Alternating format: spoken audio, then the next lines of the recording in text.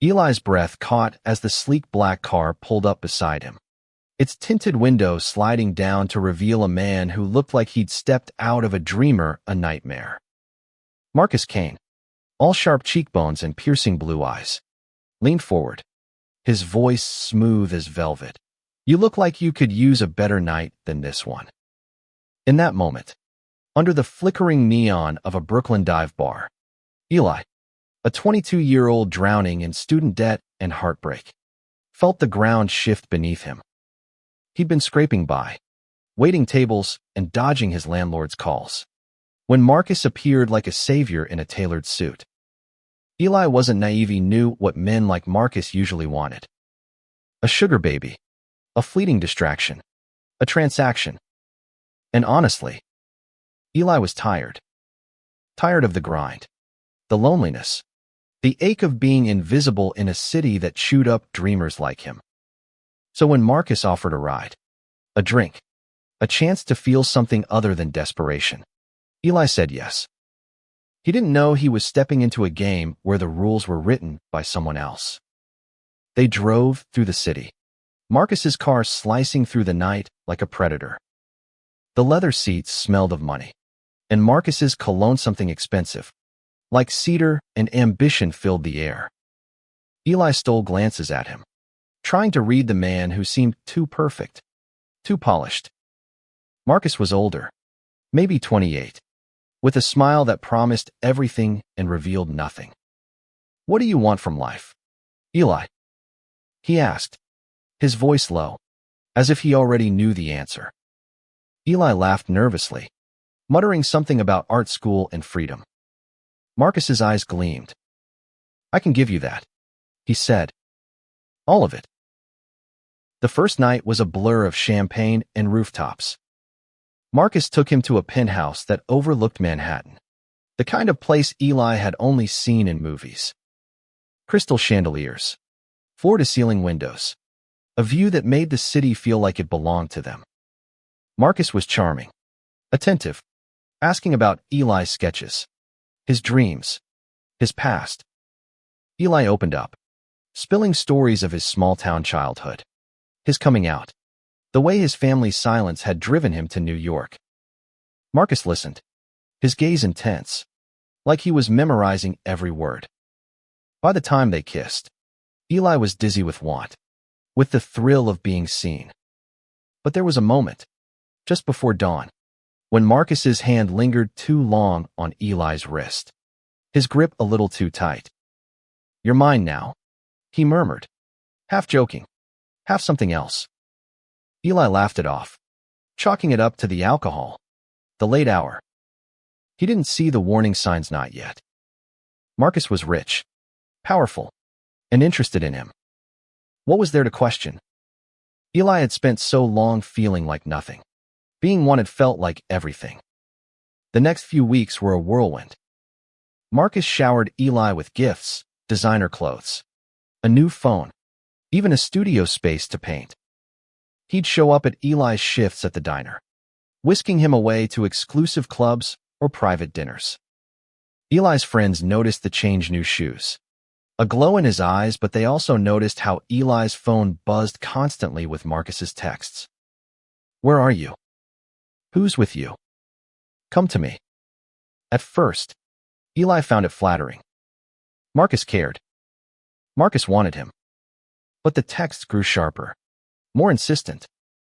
When Eli missed a call, Marcus's voice on the voicemail was calm but edged with something cold. "Don't make me wait, Eli." One night, at a gallery opening Marcus had insisted Eli attend, things shifted. Eli was chatting with a curator, a rare moment of feeling like his old self, when Marcus appeared at his side. His smile was perfect, but his hand on Eli's arm was a vice. "You're here with me," he said, steering Eli away. Later, in the car, Marcus's voice was low, dangerous. "I don't share, Eli. You need to understand that." Eli's stomach twisted, but he nodded, telling himself it was just possessiveness, just passion. He didn't want to admit how much it scared him. By the end of the month, Eli was spending more nights at Marcus's penthouse than his own apartment. The gifts kept coming, but so did the rules. Don't talk to that friend. We're this, not that. Be here when I call. Eli's world, once wide with possibility, was shrinking to the size of Marcus's desires. He told himself it was worth of money, the security, the way Marcus made him feel alive. But late at night, when Marcus slept and Eli stared at the city lights, he felt a hollow ache. He wasn't a sugar baby. He was a prisoner in a gilded cage. Eli's days began to blur into Marcus's schedule. Breakfast at 7 a.m. chosen from a menu Marcus approved. Meetings with Marcus's business associates, where Eli was expected to smile and stay silent. Evenings at high society events, where Marcus's arm around Eli's waist felt less like affection and more like a leash. Eli, who'd once dreamed of painting murals that told stories, now spent his days playing a role he didn't understand. His sketchbook gathered dust in Marcus's penthouse, a silent reminder of the person he used to be. Marcus was a master of control, subtle at first, then overt. He'd check Eli's phone, casually asking about messages from friends or coworkers. They don't understand you like I do, he'd say, his voice smooth but final. Eli's best friend, Jamie, a 23-year-old barista with a knack for calling out bullshit, noticed the shift. You're different, Jamie said over coffee one rare afternoon Eli had to himself. He's changing you. Eli, where's the guy who used to stay up all night drawing? Eli brushed it off, but Jamie's words stung. He missed that guy too. One evening, Marcus hosted a dinner at his penthouse, a gathering of investors and power players. Eli was dressed in a suit Marcus had chosen, his hair styled to Marcus's liking. He felt like a mannequin, but he played the part, charming the guests with rehearsed smiles. Then he overheard Marcus talking to a colleague in the study. Eli's perfect, Marcus said, his voice low. Malleable. He'll do whatever I need. The words hit like a punch. Malleable. Was that all he was to Marcus? A project. A thing to shape. Eli confronted Marcus later, his voice shaking. What am I to you? He demanded, standing in the dim light of the penthouse. Marcus's smile was calm, almost pitying. You're everything I want you to be, he said, stepping closer. Isn't that enough? Eli wanted to scream, to run, but Marcus's hand on his cheek was soft, disarming. I'm giving you a life most people dream of, Marcus whispered. Don't ruin it. Eli's resolve crumbled. He stayed, but the cracks were spreading. Marcus's demands grew stricter. He insisted Eli quit his diner job, claiming it was beneath him. When Eli hesitated, Marcus's eyes darkened. You don't need them, he said. You need me. Eli complied, but the loss of his job felt like losing a piece of himself. His world was narrowing to Marcus's penthouse, Marcus's rules, Marcus's voice. Even the studio Marcus had given him felt like a trap every brushstroke watched, every painting judged. One night, Eli found a locked drawer in Marcus's office. Curiosity got the better of him. He waited until Marcus was at a meeting, then pried it open with a paperclip. Inside were files, photos, documents, profiles, not just of Eli, but of others. Young men, all with similar stories, broke, vulnerable, alone. Each file had notes in Marcus's handwriting, compliant, resistant, terminated. Eli's heart pounded. His file was there too, labeled in progress. He felt sick, realizing Marcus didn't just want a lover. He wanted a possession. Eli's first instinct was to run, but fear stopped him. Marcus had money, connections, power. Where could Eli go that Marcus couldn't find him? He thought of Jamie, but Marcus had already isolated him from his friends. He thought of his family, but they'd barely spoken since he came out.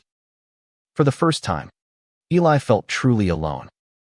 He closed the drawer, his hands trembling, and made a decision. He'd play along until he could find a way out. The next day, Marcus noticed something off. "You're quiet," he said, his eyes narrowing. Eli forced a smile, his heart racing. "Just tired," he lied. Marcus studied him, then nodded, but Eli could feel the suspicion lingering. That night, Marcus locked the penthouse door, a new habit. Eli lay awake, staring at the ceiling, planning his escape. He didn't know how, but he knew one thing. He wasn't Marcus's to control. Not anymore. Eli's world felt like it was closing in. The penthouse, a glittering prison. Every move he made was watch. Marcus's eyes followed him. His phone buzzed with Marcus's texts. Even the staff seemed to report back to him. Eli started hiding his thoughts, keeping his face neutral, his words careful. He'd learned from the files. Marcus had done this before. Others had tried to leave. Some had succeeded. But the word terminated in Marcus's handwriting haunted Eli. What did it mean? He didn't want to find out. He began testing the waters. Small acts of rebellion. He'd lingered too long in the studio, sketching things Marcus hadn't approved. Dark, chaotic images of cages and chains. He'd sneak texts to Jamie when Marcus was distracted. Vague messages like, "I'm okay. Just busy." Jamie's replies were sharp. "Bullshit. Call me." But Eli couldn't. Not yet. Marcus had started checking his phone at random, flipping through messages with a casualness that made Eli's skin crawl. One afternoon, Marcus announced they were attending a charity gala. "You'll love it," he said, handing Eli a velvet box with a watch inside engraved with Marcus's initials. Eli's stomach churned, but he smiled, slipping it onto his wrist. At the gala, surrounded by New York's elite, Eli felt like a trophy on display. Marcus's hand never left his back, guiding him through the crowd, introducing him as "my Eli." The possessiveness was suffocating, but Eli played along, his mind racing for an escape. Then he saw Jamie. She was working the event, pouring drinks behind the bar. Their eyes met, and Eli's heart leapt. Jamie's expression was a mix of relief and fury. She mouthed, "Talk to me." Eli nodded slightly, but Marcus's grip tightened, pulling him toward another group of guests. Later, when Marcus was distracted by a senator, Eli slipped away to the bar. "I'm in trouble," he whispered to Jamie. Her eyes widened, but before she could respond, Marcus appeared, his smile icy. "Eli, we're leaving," he said, his tone leaving no room for argument. In the car, Marcus was silent, his jaw tight. Eli's pulse pounded. "Who was that at the bar?" Marcus finally asked, his voice calm but deadly. Eli lied, saying it was just a server asking for a tip. Marcus didn't respond, but the air felt heavy with unspoken threats. Back at the penthouse, Marcus poured himself a drink, watching Eli like a hawk. "You're not happy," he said, more statement than question. Eli froze, then forced a laugh. "I'm fine," he said. Marcus stepped closer, his fingers brushing Eli's jaw. "Don't lie to me," he whispered. "I always know." Eli's fear was a living thing now, clawing at his chest. He needed a plan, but Marcus's world was a maze with no exit. The next day, Eli found a moment alone and hid a burner phone in the studio, bought with cash he'd secretly kept from a tip. He texted Jamie, "I need help. He's dangerous." Her reply was immediate, "I'm coming for you." Eli deleted the message, his hands shaking. He didn't know how Jamie could help, but her words were a lifeline. Marcus's behavior grew erratic. He'd disappear for hours, then return with gifts: a necklace, a painting, a promise of a trip to Paris. But the gifts felt like bribes, and the promises came with strings. One night, Marcus caught Eli sketching a portrait of himself. Free and untamed. Nothing like the polished version Marcus wanted. "What is this?" Marcus demanded, ripping the sketch in half. Eli's heart broke with it. "It's me," he said quietly. Marcus's eyes darkened. "You're who I say you are," he snapped. And for the first time, Eli saw real anger in him. Eli knew he had to act soon. He started memorizing Marcus's routines, the staff schedules, the security codes. He hid small amounts of cash, stashed clothes in the studio. Every step felt like defying gravity, but the fear of staying was worse than the fear of running. He didn't know if he could outsmart Marcus, but he had to try. For the first time in months, Eli felt a spark of who he used to be, a boy who'd come to New York with dreams, not chains. Eli's plan took shape in fragments, each piece a risk. He'd memorized the penthouse's security system cameras at every entrance, a keypad that changed codes weekly. Marcus was meticulous, but Eli was desperate. He started leaving traces of defiance, a sketch left out, a text to Jamie unanswered but undeleted. He wanted Marcus to feel him slipping away, to make mistakes. But Marcus was always watching, his control tightening like a noose. One morning, Marcus announced a business trip to Chicago. "You'll stay here," he said, his tone final. Eli nodded, hiding his relief. A few days without Marcus was a chance to breathe, to plan. But when Marcus left, Eli found the penthouse staff doubled, their eyes following him. Marcus didn't trust him. Not anymore. Eli's burner phone became his only link to the outside world.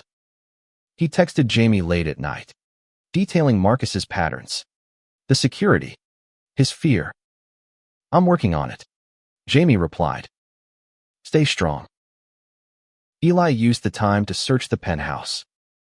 In Marcus's office, behind a locked cabinet, he found more files, bank records, contracts, names of people Marcus had helped. Each one was a story like Eli's, young, broke, vulnerable.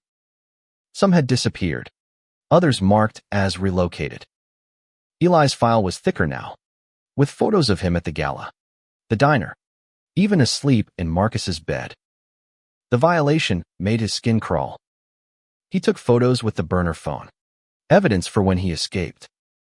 When Marcus returned, he was different, colder, more distant. He didn't touch Eli, didn't smile. Instead, he watched, his silence more terrifying than his words. At dinner, he slid a contract across the table. "Sign this," he said. It was a non-disclosure agreement, binding Eli to silence about their relationship. The fine print promised money but demanded loyalty. Eli's hand shook as he held the pen. "What happens if I don't?" he asked. Marcus's smile was a blade. "You don't want to know?" Eli signed, but it was a lie. He was done playing Marcus's game.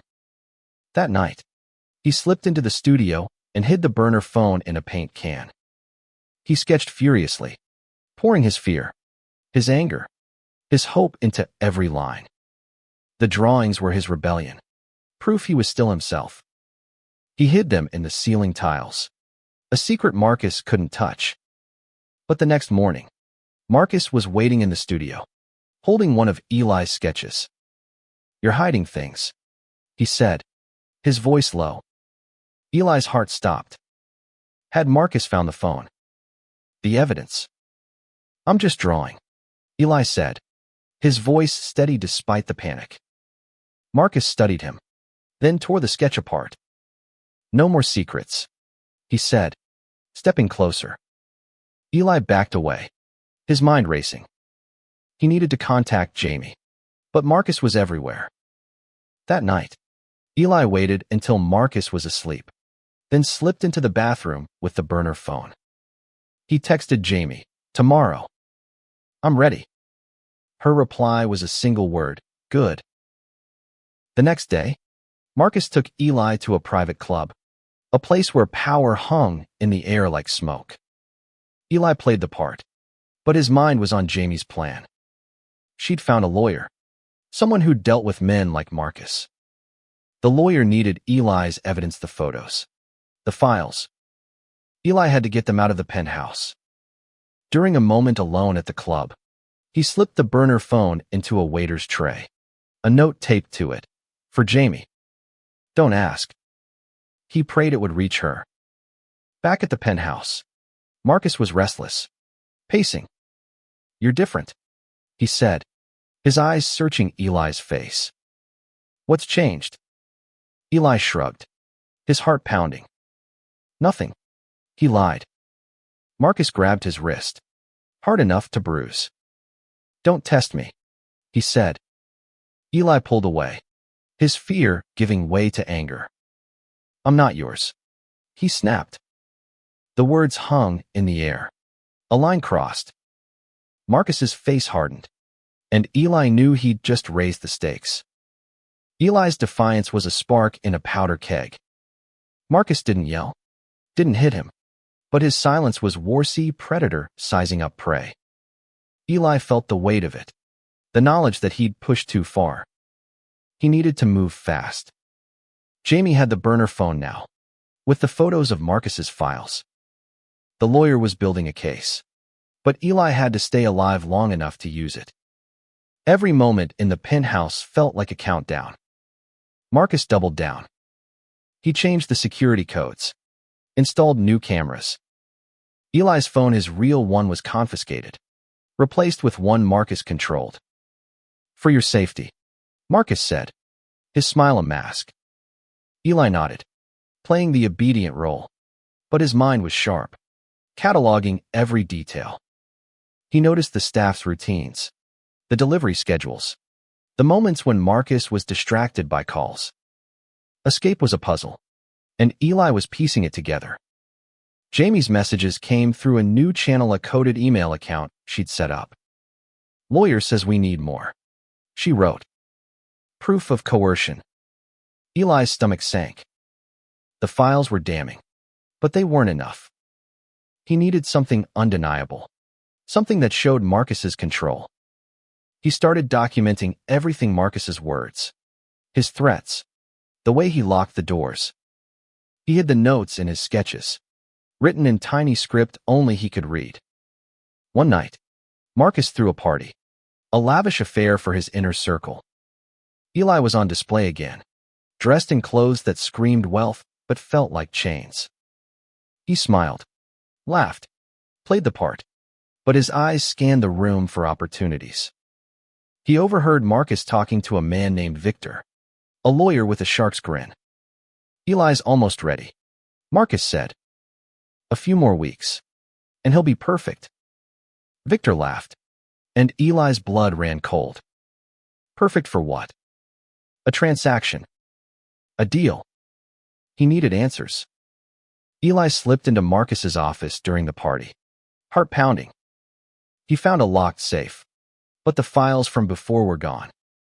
In their place was a single document, a contract transferring assets to an offshore account. Eli's name was listed, alongside a sum that made his head spin. He wasn't just a possession. He was property. He took a photo with a disposable camera he'd hidden, then slipped back to the party before Marcus noticed. The next day, Eli met Jamie in secret. She'd bribed a delivery guy to let Eli slip out during a grocery drop-off. They met in a crowded diner, far from Marcus's reach. Jamie looked furious, her hands shaking as she held the photos. This is enough, she said. The lawyer says we can go to the police. Eli hesitated. Marcus had connections: cops, judges, power. We need to be sure, he said. Jamie grabbed his hand. You're sure? You're done being his.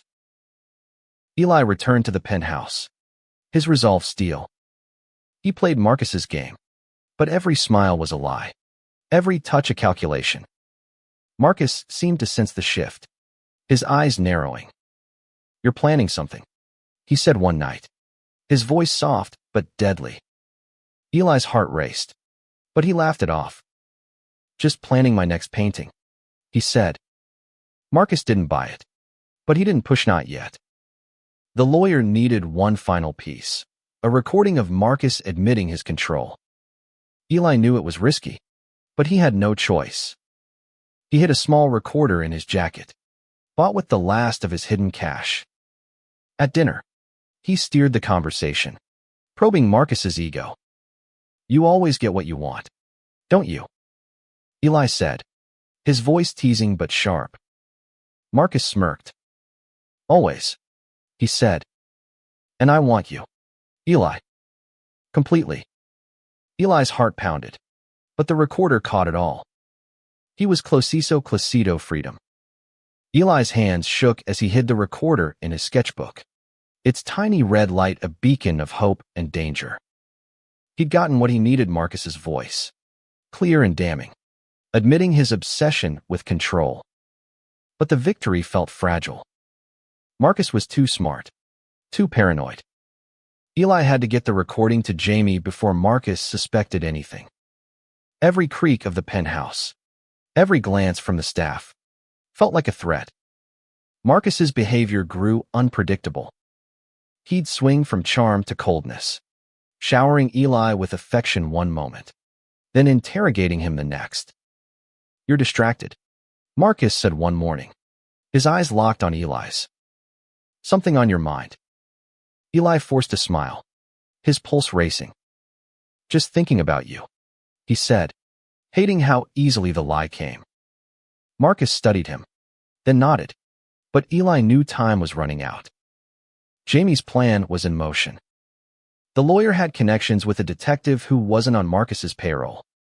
They needed the recording, the photos, and Eli's testimony to build a case not just for coercion, but for something bigger. The files hinted at a network, a system Marcus used to trap others. Eli wasn't the first, and he wouldn't be the last unless they stopped him. But getting out was the hardest part. Marcus had eyes everywhere. Eli found his chance during a rare moment alone. Marcus was at a meeting, and the staff was distracted by a delivery. Eli slipped into the studio, grabbed the recorder, and hid it in a paint tube. He emailed Jamie from the burner account. "It's done. Meet me tomorrow." The plan was simple but dangerous. Eli would leave during a public event, blending into the crowd. Jamie would be waiting with the lawyer. If Eli could get out, they'd go straight to the detective. The event was a fundraiser at a downtown hotel, a sea of wealth and power. Marcus dressed Eli like a prince, but his grip on Eli's arm was a warning. "Stay close," he said, his smile for the crowd. "Not Eli." Eli nodded, his heart in his throat. The recorder was taped to his chest, hidden under his shirt. Every step felt like walking a tightrope. He scanned the room for Jamie, praying she'd made it. She was there, near the exit, disguised as a caterer. Their eyes met, and Eli felt a surge of hope. But Marcus was never far, his hand brushing Eli's back, his voice in Eli's ear. "You're perfect tonight," Marcus whispered, and Eli wanted to scream. Instead, he smiled, waiting for his moment. It came when Marcus was pulled into a conversation with a CEO. Eli slipped away, heart pounding, and made it to Jamie. "Go," she whispered, handing him a coat to cover his suit. Eli didn't look back. He walked out of the hotel, blending into the New York night. Jamie led him to a car where the lawyer waited, a stern woman named Clara who took the recorder with steady hands. "You're brave," she said. Eli didn't feel brave. He felt like he was falling. But for the first time, he wasn't alone. They drove to a safe house, a small apartment in Queens. Clara played the recording, her face grim. "This is enough," she said. "With the files, we can tie him to others." Eli's relief was tempered by fear. Marcus wouldn't let him go easily. That night, Eli couldn't sleep, haunted by Marcus's voice, his touch, his control. But Jamie stayed with him, her presence a reminder that he wasn't Marcus's anymore. He was his own. The safe house was a lifeline, but Eli couldn't shake the feeling that Marcus was still out there, waiting. Clara, the lawyer, worked fast, compiling the evidence, the recording, the photos, the files. The detective, a gruff man named Torres, listened to Eli's story with a mix of pity and determination. "Kane's slippery," Torres said. "But this is solid." Eli nodded, but his hands trembled. Solid didn't mean safe. Marcus's reach was long. The first sign came when Eli's old phone, now in police custody, started getting texts from unknown numbers. "You can't hide. I'll find you." Eli's stomach churned, but Torres assured him they were tracking the messages. Marcus was unraveling, making mistakes. But mistakes didn't mean defeat. Eli knew Marcus's pride wouldn't let him lose. Jamie stayed by Eli's side, her fierce loyalty a shield.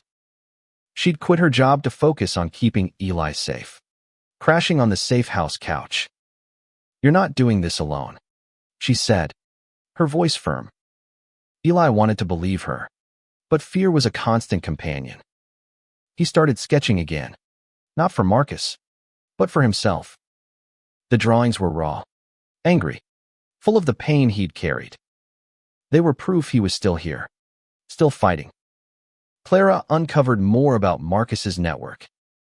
The files pointed to a pattern: young men, vulnerable, drawn in by promises of wealth, then trapped. Some had been paid off, others vanished. The word "terminated" in Marcus's files took on a darker meaning. Torres suspected trafficking, maybe worse.